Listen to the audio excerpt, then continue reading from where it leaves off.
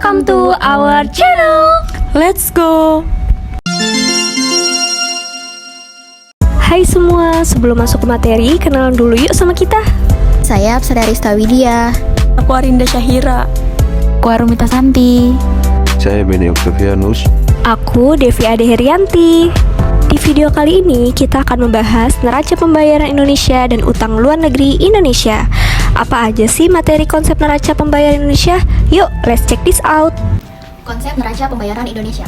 Neraca pembayaran merupakan intisar transaksi-transaksi antara penduduk suatu negara dengan penduduk negara lain selama jangka waktu tertentu atau biasanya 1 tahun. 2. Menurut Tambunan, neraca pembayaran adalah catatan sistematis atas semua transaksi ekonomi internasional, perdagangan, investasi, pinjaman, dan sebagainya yang terjadi antara penduduk dalam suatu negara tertentu serta penduduk luar negeri selama jangka waktu tertentu. Setiap negara yang harus berusaha agar neraca pembayarannya seimbang. Apabila jumlah penerimaan lebih besar dari jumlah pembayaran atau utang atau transaksi kredit lebih besar sama dengan transaksi debit, berarti neraca pembayarannya surplus. Apabila jumlah penerimaan lebih kecil dari jumlah pembayaran atau utang transaksi kredit lebih kecil transaksi debit, berarti neraca pembayaran defisit. Fungsi neraca pembayaran adalah sebagai bahan pertimbangan dalam yang pertama, mengambil langkah-langkah di bidang ekonomi. Yang kedua, mengambil kebijakan di bidang moneter dan fiskal. Yang ketiga, mengetahui pengaruh hubungan ekonomi internasional terhadap pendapatan nasional. Yang keempat, mengambil kebijakan di bidang politik internasional. Komponen dalam neraca pembayaran Indonesia terbagi menjadi 3. Pertama, ada transaksi berjalan. Terdiri dari neraca perdagangan yang disebut dengan ekspor dan impor barang-barang atau perdagangan nyata. Selanjutnya ada transaksi jasa, dikenal sebagai perdagangan tak nyata, contohnya transaksi kegiatan pengangkutan, kegiatan perjalanan luar negeri, dan pendapatan dari investasi modal. Selanjutnya ada pembayaran pinjaman. Yang kedua ada lalu lintas modal, terdiri dari aliran modal pemerintah yang berupa pinjaman dan bantuan dari negara asing yang diberikan ke pemerintah. Selanjutnya ada aliran modal swasta. Yang terakhir, neraca keseluruhan, menggambarkan jumlah aliran neto yang tercatat di ketiga kelompok transaksi, yaitu transaksi berjalan, transaksi modal, dan selisih perhitungan.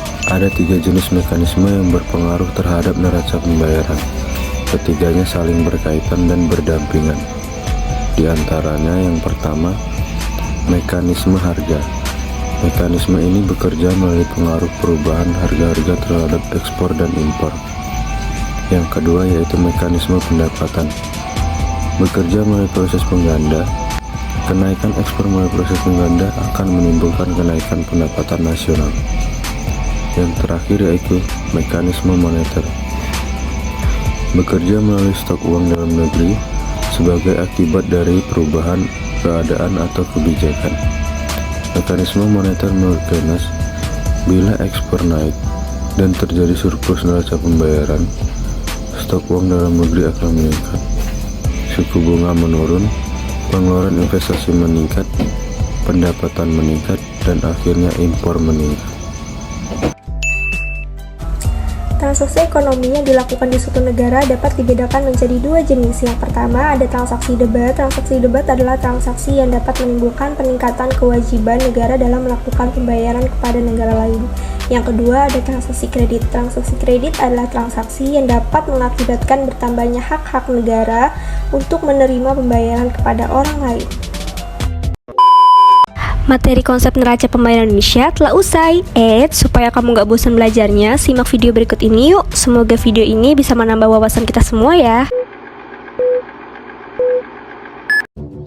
Utang luar negeri atau ULN Indonesia mengalami kenaikan pada November 2022 lalu, yakni mencapai 392,6 miliar dolar Amerika Serikat. Angka tersebut naik dari sebelumnya 390,2 miliar dolar Amerika Serikat.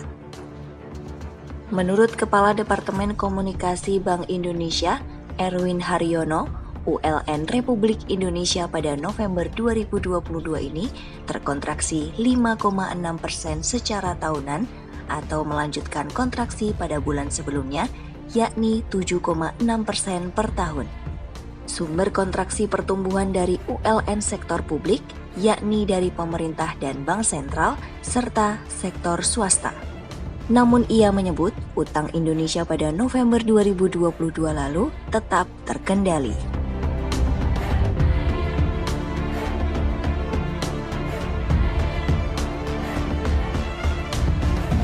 Erwin menjelaskan bahwa posisi utang luar negeri pemerintah mengalami kontraksi sebesar 10,2% per tahun, lebih dalam dibandingkan dengan kontraksi bulan sebelumnya, yakni sebesar 12,3% per tahun. Penarikan ULN pemerintah pada November 2022 masih diutamakan mendukung belanja prioritas pemerintah, termasuk upaya penanganan COVID-19 dan program pemulihan ekonomi nasional. Menurut Bank Sentral, posisi utang luar negeri pemerintah relatif aman dan terkendali, lantaran hampir seluruhnya merupakan ULN pemerintah. Di sisi lain, utang luar negeri swasta juga mengalami kenaikan. Posisi utang luar negeri swasta tercatat sebesar 202,5 miliar dolar Amerika Serikat pada November 2022. Angka tersebut mengalami kenaikan dibanding bulan sebelumnya, yakni 202,2 miliar dolar Amerika Serikat.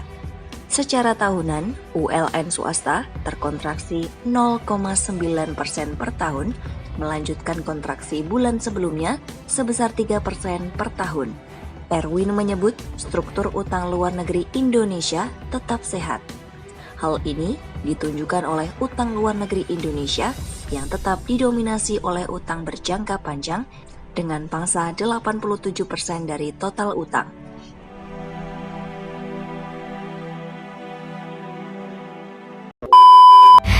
Berbicara soal bahasan video sebelumnya, apa aja sih materi konsep utang luar negeri Indonesia?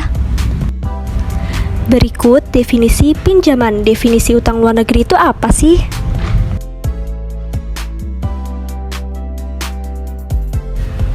Berikut jenis pinjaman. Apa saja sih pinjamannya?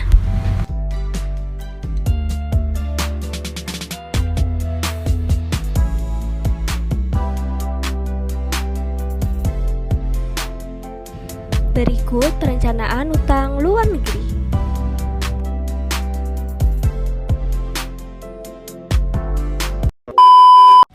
Membahas soal utang luar negeri, seperti apa sih pelaksanaan utang luar negeri?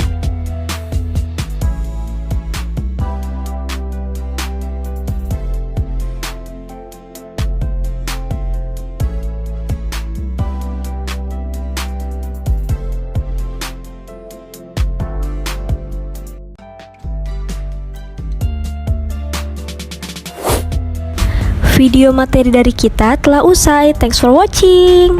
Jangan lupa like, Comment, subscribe, and share our channel.